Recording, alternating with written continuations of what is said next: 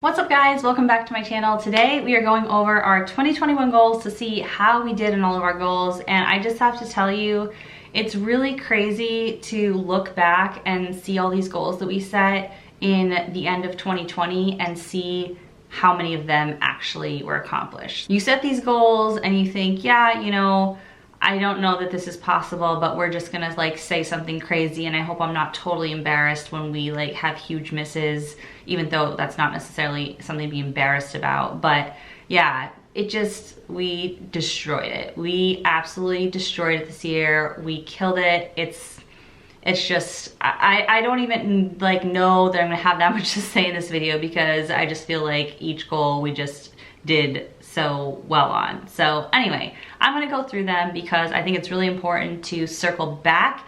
Just like it's important to reconcile your budget isn't just a list of bills that you then never come back to. It's a plan for your money that you then have to come back and put what you actually spent for all of your bills to see the difference. And so same thing with goals. You need to list out all your goals, but then actually come back after whatever period of time you're trying to accomplish them in and see how you did. So we're doing that today. Last year we set financial and personal goals, so I'm actually gonna be going through both of those to tell you how we did. This year I made a video just talking about financial goals.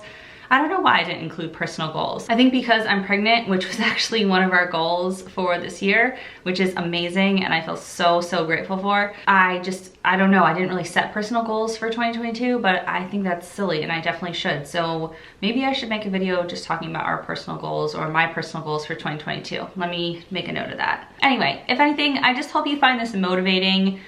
You find it encouraging that goal setting works, that it's important, that this is January if you're watching this video in close in time to when it's posted, and this is a great time to set goals. I know that New Year's resolutions are kind of people don't like those for some reason. I don't know why. I think they're great. I love New Year's resolutions. A new year is a new time to feel remotivated for the new year. It's a great way to mark when you started your goal, because the beginning of the new year is an easy thing to remember. It's not oh, I started on March 21st, you know, January 1st or first week in January or whatever. So without further ado, let's take a look. First goal, hit a positive net worth. We had a negative $160,000 net worth at the beginning of the year. Somehow, some way, thanks to a lot of hard work, but also a lot of good luck with the stock market and the housing market increasing, we were able to hit positive net worth. We ended the year with a net worth of just over $10,000. I make videos every single month giving you updates on our net worth and talking about exactly how it changed, going through every line item. So if you want to see exactly how we got over that net worth milestone, I will put my net worth update playlist in the video description so you guys can check it out. All right, next we set a monster goal of sending $92,000 to debt, savings, investing, all that. And we actually exceeded it. It seems mind-blowing to say, but I went back and I looked, we did exceed it. So we sent $106,886 to debt and investing this year. Now we did take $16,000 out of our emergency fund to do that. So if you take out that $16,000, we really only did $90,000. So we either exceeded the goal or we were just shy of it. Either way, it was a great year for debt payoff, investing, all of that good stuff. So yeah, it's just, again, I just have no words to explain how amazed I am at what we've been able to accomplish, because we had a negative net worth and made no progress on our debt and had no investments or savings or anything for a decade. What were we doing? I don't know. That's okay. We don't need to have regrets. We don't need to worry about that. I just am grateful. Again, I just keep saying grateful because that's how I feel. I'm just so grateful that we are where we are now, that we know how to make progress, and we're continuing to do so, and in a really big way, every single month, every single year, since we started this whole journey in January of 2020. So we are 2 years into improving our finances, and year 2 was a great year. Okay, so for that $92,000, we wanted to do a bunch of things with that money. First, we wanted to max out my husband's 401k at $19,500, and we were able to do that. We just set his paycheck deductions so that we would hit that if we didn't change them, and we were able to make it through without changing them. I really love 401k contributions because it comes out of your paycheck before that money hits your bank account, and so it's hard to mess it up. Like, unless you go onto your payroll system with your employer and change how much is being withheld from your paycheck to go to your 401k, like, there's just no way to mess it up because it automatically comes out, and so it just makes your life really easy. Next, we wanted to send $6,000 to my Roth IRA, and we did that in the first half of the year. That's the first time I've maxed out my Roth IRA, and that felt really good. In 2022, I don't know that that's gonna happen. Yeah, I have to talk to you guys about that in further updates. I had set one of the goals to max it out again, but I might be changing our strategy a little bit. So I'll talk to you guys about that in an upcoming video. But it felt good to max it out 1 year. Even if we don't do it this year, we will do it again, and I'm glad we maxed it out at least once. That feels good. Next, we had a goal of sending $7,200 to our HSA. It turns out because our health insurance option changed partway through the year, we were only allowed to send $6,200, so we did send $6,200, $1,000 less than the goal, but it's just because we weren't allowed to. So that's how much we sent. So I'd still count that goal as accomplished because we sent as much as we were allowed to our HSA. All right, let's see what's next. We wanted to send another $2,000 to our emergency fund. I'll give us like half credit. We did do that, but then we spent some of our emergency fund to pay off debt. So we now need to replenish our emergency fund, and we cut down our emergency fund by half, and we're not gonna build it back up. We feel comfortable with what will ultimately be a $10,000 emergency fund for personal use. So I also have a business emergency fund, but that's separate than our personal one. So yeah, I'll say we get half credit for that one. All right, and then to round out the $92,000 goal, we wanted to send $57,300 to debt payoff, and we kind of met that. So we paid $52,286 to debt on a goal of $57,300. So it was about $5,000 short, and that's because we adjusted our goals down when I quit my job mid-year. But then we took $16,000 from our emergency fund and put it towards debt. So we actually ended up paying $68,286, so more than the $57,000 goal. So we kind of hit it, kind of missed it. It depends how you look at it, but either way, great year for debt payoff, a lot of debt payments, huge amount of money to debt. When we look at those totals, I feel really proud, but then I also think like, man, I can't wait for the day that we're taking that whole $50,000, $60,000 and we are using it for investing, we're putting it towards vacations, we're doing other things with that money. So that's coming, that's coming. I keep telling myself it's coming, I know it's coming. I need to just be patient. We will get there, a few more years, but we will get there. All right, our next goal was to send 40% of our pre-tax income to financial goals. And so if you watch my annual financial goal updates, you'll see on that spreadsheet that we did hit 43% of our money that went towards financial goals. So hit that one. Going forward in 2022, we bumped that down to 35% because our income decreased and it just wasn't realistic to stay at 40%. The less money you make, the harder it is to hit higher percentages because let's say 50% of $30,000 is different than 50% of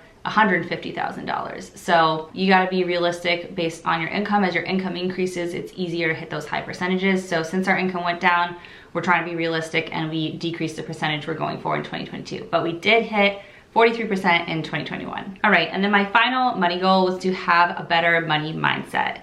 And I definitely think I accomplished this. Like I was telling you guys in my December debt payoff update that I'm just feeling more in a peaceful, calm place with our debt payoff, whereas before the past 2 years, it's been more like frantic, chaotic, stress, anxiety. And I'm not saying that I don't have those moments. I definitely do have those moments like more often than I'd like to admit. But the thing is, overall, I'm much, much more calmer and confident in how we're doing financially and trusting that we've made so much progress in a couple years. we're not going back. Things aren't gonna reverse. It's not gonna all go away. We are going to continue to make progress on our finances. We are going to get our debt paid off, and this process of debt payoff is not gonna go on forever. Like, we will hit it, and it's gonna be sometime in the next few years. And I feel in a much better place. I also, like, part of the better money mindset is I switched a lot of the things I was doing with YouTube and like my social media businesses was to change all my stuff to include money and mindset in the name. So my Etsy shop is now Money and Mindset. My Instagram, which I'll put right here, is Lauren's Money Mindset. On my YouTube heading, it says Lauren Miller Money and Mindset. And because I just felt like that's what I need to talk about, that's what I need to practice, that's what I need to live. And so I wanted to incorporate that into everything that I was doing. And so I would actually like be reminded that your mindset is like just as important as the actual payments you're making. In fact, if you don't have the mindset, it's gonna be hard to sustain on this journey and be consistent. So yeah, I feel like that was a really good move for me. Like, I feel like it really represents who I am, and what I'm trying to do with my channel and my business here is to help people understand that your mindset is one of the biggest pieces of your success on your financial journey. It's not just about numbers and math, it's about emotions, it's about mental health. That's why I've shared about like my struggles with drug addiction and my struggles with infertility and just different stuff that I've talked about on here that's like taboo stuff you're not supposed to talk about, especially to strangers on the internet, that I just don't care. Like, you're also not supposed to talk about how much money you make or how much debt you have. So that's my channel. It's like, we just talk about all the things that is like historically like you're not supposed to talk about. Anyway, that's my little money and mindset ramble. I definitely feel like I have a better money mindset at this point. I feel very like much more confident, and that's my word for 2022 is confidence. Just confidence that we're gonna be able to accomplish all of our goals and live the life we wanna live. All right, personal goals. So I had set a personal goal of starting a plan to work less in 2022. And guys, I didn't make it to 2022. I made it halfway through 2021, and that's all I had in me. I was already running on steam. What's the phrase? Running on fumes? Running out of gas? I don't know. One of those in 2020. And 2019, 2018, I was burnt out. I was done. I didn't like it. I didn't want to do it anymore. I was a practicing attorney for 6 years in total, and it wasn't a good fit. I stayed because of the student loans. I wanted to figure out a way to work less in that job or to switch to a different job that I enjoyed and could work less in, which I ended up doing mid-2021. So that goal was definitely accomplished. I started a plan to work less and actually executed that plan before 2022 hit. So super happy with that decision. The feeling I feel on Sunday nights before Monday morning is one of peace, not one of Sunday scaries and fear and anxiety and stress. Every other Thursday when I would have gotten paid, when that money doesn't hit my bank account and I'm doing something I love, editing a video or talking to one of you guys in the comments or creating a new product for my Etsy shop, like, I'm just happy. And we could be debt-free sooner, a lot sooner. If I hadn't quit my job, we may be debt-free next year, but I don't care. Like, that doesn't mean anything to me. And that's the whole mindset thing. Like, what is the value of something? What is the value of your happiness? What is the value of your life? And this is your one precious life. I don't want to get off on a big rant. Anyway, I'm very happy with my decision. I have no regrets. I have no regrets about the pay cut. I think I'm gonna end up making way more money doing this than I ever could as an attorney. It's just gonna require some patience. So it's still in the early phases. I need to keep growing it. I'm hoping that in 2 to 3 years, I'll be back to making what I was making before or more, and I'll be working part-time doing something I love. All right, next goal is to drink more water. I'd say I get half credit for this. I did drink more water, but not consistently. Since I've gotten pregnant, I've been drinking more water, but I didn't really do a great job of this. It's just, I don't know. Do you guys have any tips or tricks for water? I've tried putting like fruit in the water. I have this water bottle that my sister gave me for my birthday. This has been great because I just carry this around. I try to fill it up at least 2 to 3 times every day. And that's a good way to measure how much water you're drinking if you have a big water bottle. But I don't know. It's just, I find that I have to chug big amounts of water all at once rather than sip throughout the day. I think drinking water out of a thing with a straw definitely helps. I feel like I can drink more faster that way. But yeah, I'll just take like 5 giant gulps from this and drink like maybe 1/5 to 25% of it all at once and try to do that like every couple hours. That's the best I can do. I don't know, if you guys have water drinking tips, let me know. All right, exercise / get healthy for pregnancy. I would say I did, well, it depends how you define healthy. I did so much work on my mental health the past couple years.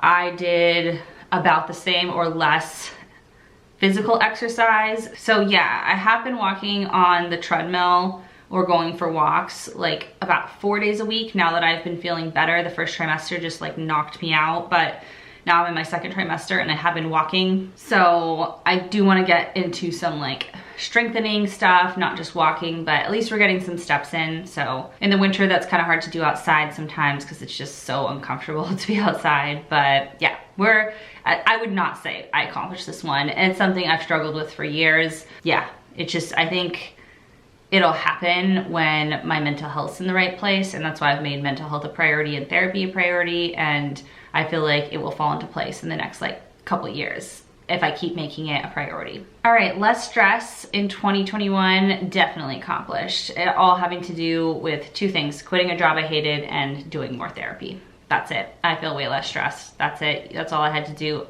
It's not that simple. It wasn't easy. Therapy, it's not easy. It's so much hard work. Like, I've been in therapy for almost 3 years now. And yeah, you gotta put in the work to get what you want out of it. You can't just go and then like, you know, not practice what you've learned outside of the sessions. You have to practice it like all day, every day. But if you do, it's super rewarding and you'll be a very happy person. Like, I told my therapist, I remembered one of the first sessions with her, I said I was scared because I told her, I was like, hear me out. What if we go through all this, we unpack everything, we get down and we, you know, get to the bottom of all this. And at the end of all of it, when I can see everything and I can see the truth about everything and I have clarity about everything and I understand everything, what if I hate myself? And she's like, well, first of all, let's wait till we get there. And second of all, like, that's not gonna happen. Don't worry about it. Like, that just, it's not really possible to happen that way. And so I was like, okay, I have to trust you blindly that my life isn't gonna be destroyed worse than it is right now. And she was 1000% right. My life is like, I'm a different person than I was before I started therapy, and I'm just like 1,000,000% happier. Like, I cannot stress the importance of therapy if you have access to it, which I know is a privilege. If you have access to it, I know it can be expensive. It is worth it. Like, don't be afraid of it. There's stigma some people think around it. I think it's stupid that there's stigma around therapy. If you want to be the best human you can be on this earth, then go to therapy. Anyway, last goal is to get pregnant. I got pregnant. Amazing. Made lots of videos about it. Very grateful. So I won't talk about that anymore, but super, super happy. Definitely accomplished that goal. So that is it for this video. Did you guys set goals for 2021? If you did, how did they go? Put it in the comments below. I'd love to hear how you guys did. If you like this video, make sure you give it a big thumbs up. And if you want to see more videos like this from me, then hit that red subscribe button. I'd love to have you as a subscriber, and I will see you guys soon in my next video. Bye.